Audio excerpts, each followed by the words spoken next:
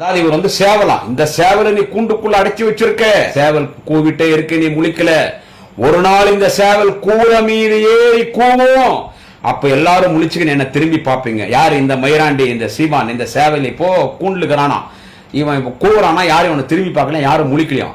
இவன் இந்த பொறம்போக்கு லக்காடி பாடுஸ் நாயி தாங்க அம்மால இவன் சீமான் வந்து இந்த சேவலுக்கு இவன் சேவலாம். இவன் கூற மேல ஏறி நின்று கூவானா, அப்ப எல்லாரும் முழிச்சுக்கணும் திரும்பி பார்ப்பாங்களா. ஒன்னும் கவலைப்படாத, நீ கூண்டுல இருந்து வெளியே வந்து கூற மேலாம் ஏற முடியாது. சேவல் அப்பவே உன்னை அடிச்சு குழம்பு வச்சு தெருவில் இருக்கிற சொறி நாய்க்கும் வெறி நாய்க்கும் விருது வச்சிருவோம்.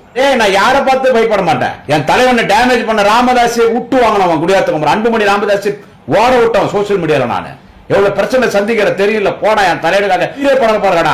ஒருத்தன் திமுக உறுப்பினரா சேரும் போது வாய்க்கட்சி போனா திமுக சேர்றான். இந்த மாவீரன் ஜே அன்பழகன் சொன்னாரா, பழக்கடை ஜெயராமனுடைய மகன் மாவீரன் ஜே அன்பழகன் சொன்னாரா, திமுக ஒருத்தன் உறுப்பினர் சேரும் போது வாய்க்கட்சி போட்டு தான் வரானே.